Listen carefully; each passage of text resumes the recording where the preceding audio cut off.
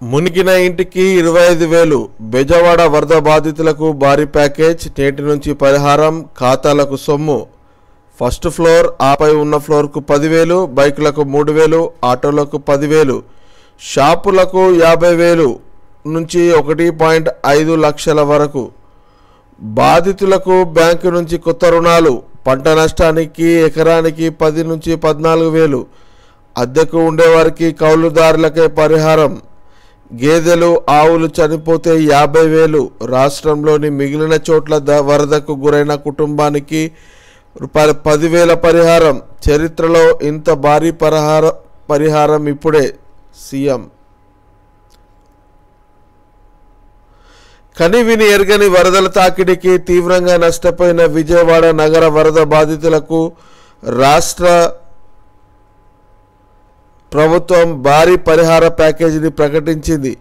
మంగళవారం రాత్రి సచివాలయం నిర్వహించిన విలేకరుల సమావేశంలో ముఖ్యమంత్రి చంద్రబాబు ఈ ప్యాకేజీ వివరాలను వెల్లడించారు.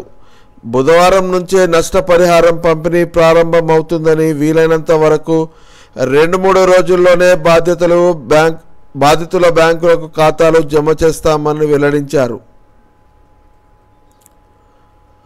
అప్పటికప్పుడే పరిహారం పెంచి ఉద్యాన పంటలకు పరిహారంపై అధికారులు కొంత తగ్గించి ప్రతిపాదనలు తయారు చేశారు. ఆ మొత్తం చాలదని భావించిన ముఖ్యమంత్రి చంద్రబాబు విలేకరుల సమావేశంలోనే వాటిని మార్చేశారు. దెబ్బతిన్న పంటలకు ఇచ్చినట్టే ఉద్యాన పంటల సాగుకు కూడా ఎకరానికి రూపాయలు 10,000 ఇస్తున్నట్లు ప్రకటించారు. పంటల సాగును కౌలుదారులు చేస్తుంటే పరిహారం వారికే ఇస్తామని చంద్రబాబు స్పష్టం చేశారు. 2,000 కోట్ల విపత్తు నిధులు గాయబ్ పైసాకు లెక్కరాయని గత సర్కారు డబ్బులు ఉన్నాయంటున్న కేంద్రం ఇక్కడ చూస్తే విపత్తు నిధిలో పైసా లేదు. ఏం చేశారో జగన్కే తెలియాలి. ముందు రూపాయలు 500 కోట్లు ఇవ్వాలని కేంద్రాన్ని కోరాం. సీఎం రాజధానిపై విషం కక్కితే నోటికే తాళం విశాఖ ఉక్కును ఆదుకుంటాం.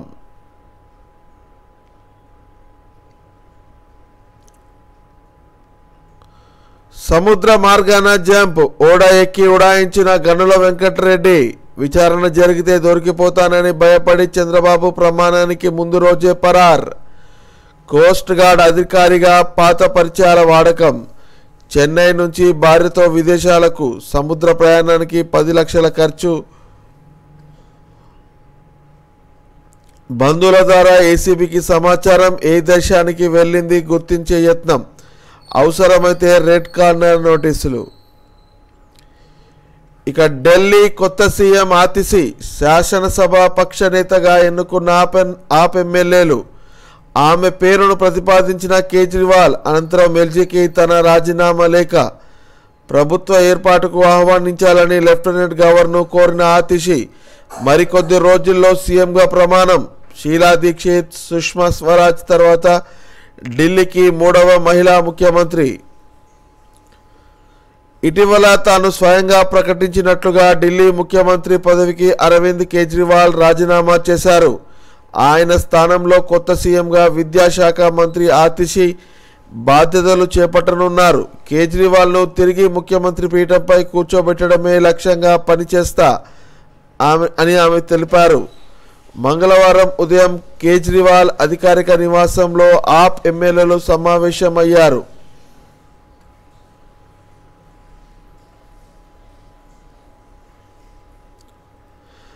పేజర్లతో పేల్చేశారు. లెబనాన్లో 9 మంది హిజ్బుల్లా మృతి 3,000 మందికి గాయాలు పలువురు విషమం క్షతగాత్రుల్లో ఇరాన్ రాయబారి కూడా. రాజధాని బీరూట్ ఆసుపత్రిలో హాహాకారాలు ఒకేసారి 1000కి పైగా పేజర్ల విస్ఫోటం. సిరియాలోనూ ఇదే తరహా ఘటనలు ఇజ్రాయెల్ పనేనని హిజ్బుల్లా ఆరోపణ.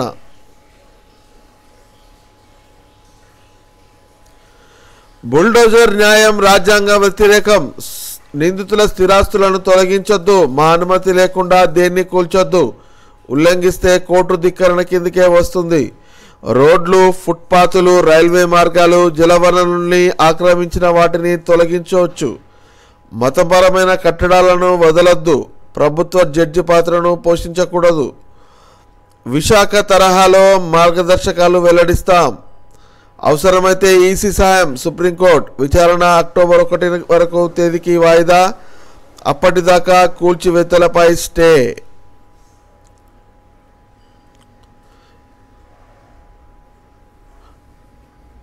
మహిళా వైద్యులకు నో నైట్ షిఫ్ట్ పాలసీ సరికాదు, మినహాయింపులు కాదు. మహిళలు సమానావకాశాలు కోరుకుంటున్నారు అంటున్న సుప్రీం. బెంగాల్ డిఎంఈ డిహెచ్ పై వేటు. కోల్కతాకు కొత్త పోలీస్ కమిషనర్.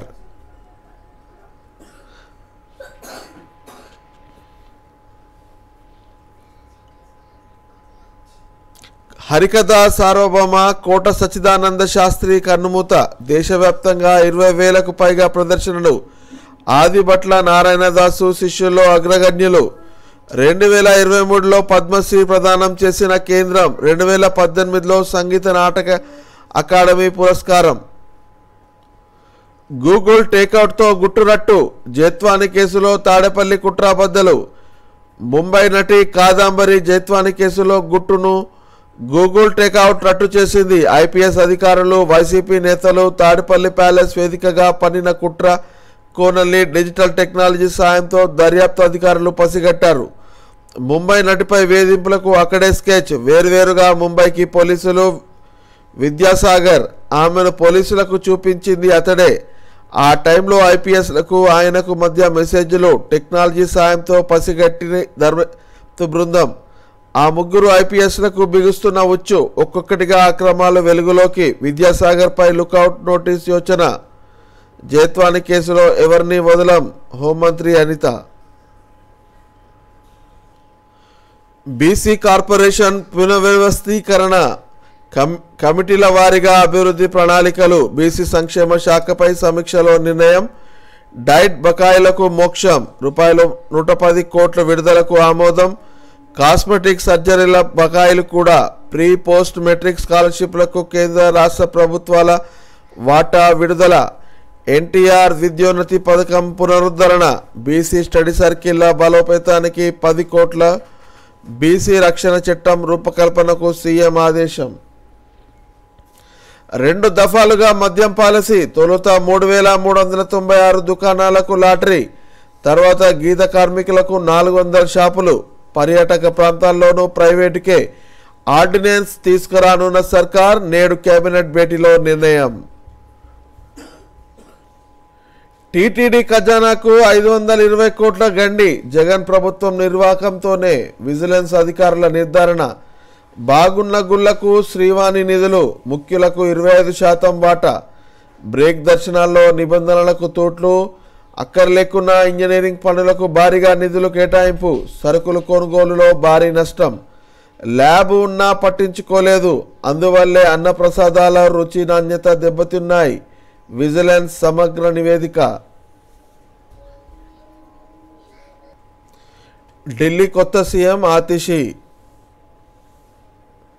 వినాయక చవితి అంటేనే కాంగ్రెస్కు గిట్టదు. నేను పూజలో పాల్గొననని ఆ పార్టీకి కోపం. బ్రిటిషర్లు కూడా ఈ ఉత్సవాలను ద్వేషించారు. మోడీ. వినాయక చవితి పర్వదినాన సీజేఐ జస్టిస్ చంద్రచూడ్ ఇంట్లో తాను పూజలు చేయడాన్ని విమర్శించిన కాంగ్రెస్పై ప్రధాని మోడీ మండిపడ్డారు. ఈ పండుగ అంటే ఆ పార్టీకి గిట్టదన్నారు.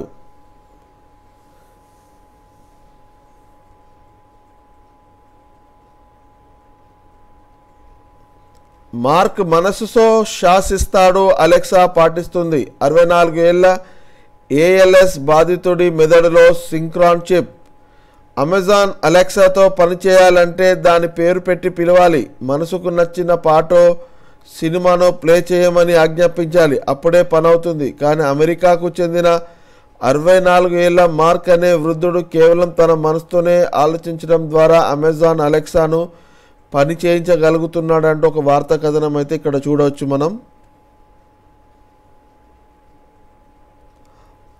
ఇంకా మోడీ 3.0లో మధ్యతరగతి మందహాసం.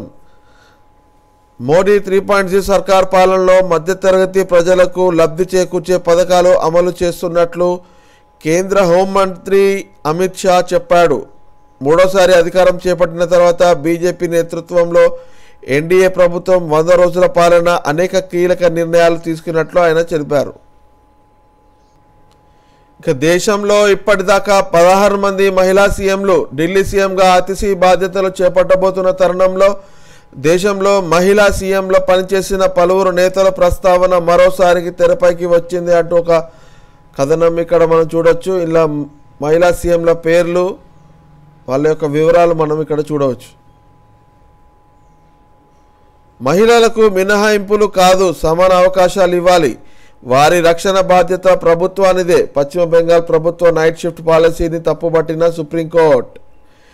జమ్మూ కాశ్మీర్లో నేడే తొలి దశ ఎన్నికలు. దశాబ్ద కాలం విరామం తర్వాత జమ్మూ కాశ్మీర్లో తొలి దశ ఎన్నికలకు సిద్ధమైంది.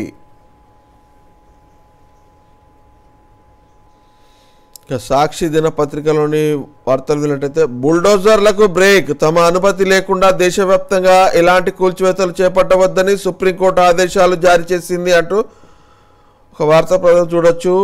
ఈ టర్మ్లోనే జమిలీ ఎన్నికలు. ప్రస్తుత ప్రభుత్వ పాలనా కాలంలో జమిలీ ఎన్నికలు నిర్వహిస్తామని కేంద్ర హోంమంత్రి అమిత్ షా చెప్పారు.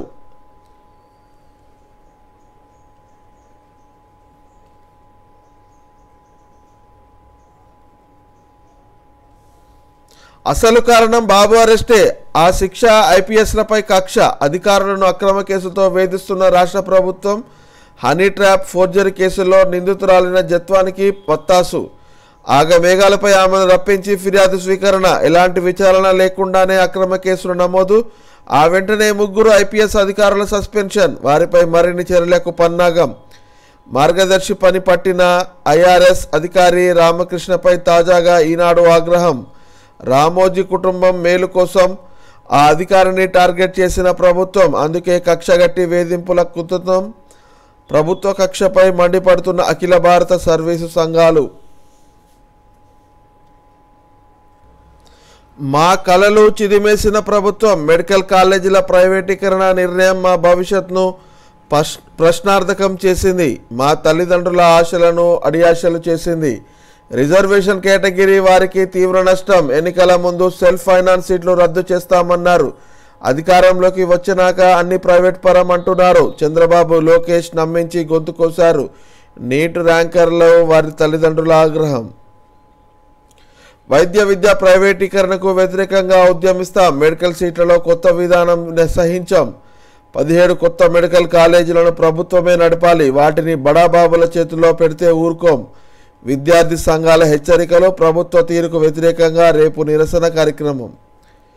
ఇక వరద బాధితులకు ప్యాకేజీ. ఇల్లు కోల్పోయిన వారికి కొత్త ఇల్లు. దుకాణాలు మునిగితే ₹25,000 సాయం. వరికి హెక్టార్కు 25,000 చొప్పున పరిహారం. గత ప్రభుత్వ భూతాన్ని శాశ్వతంగా పూడ్చిపెట్టాలి. అమరావతి మునిగిపోతుందనే నోళ్లకు తాళాలు వేయాలి. నీళ్ళొస్తాయని ఆకాశంలో రాజధాని కడతారా? ఆపరేషన్ బుడమేరు త్వరలో ప్రారంభం. మీడియాతో సీఎం చంద్రబాబు. ఎక్సైజ్ శాఖలో డబుల్ ధమాకా. పోస్టులు కావాలంటే టీడీపీ నేతలు అడిగినంత ముట్టజెప్పాల్సిందే. ఎమ్మెల్యే సిఫారసు లేఖకో రేటు, పోస్టింగ్కు మరో రేటు. 2 రకాలుగాను దండుకుంటున్న పచ్చనేతలు అంటూ ఒక వార్తా కథనం ఇక్కడ చూడొచ్చు.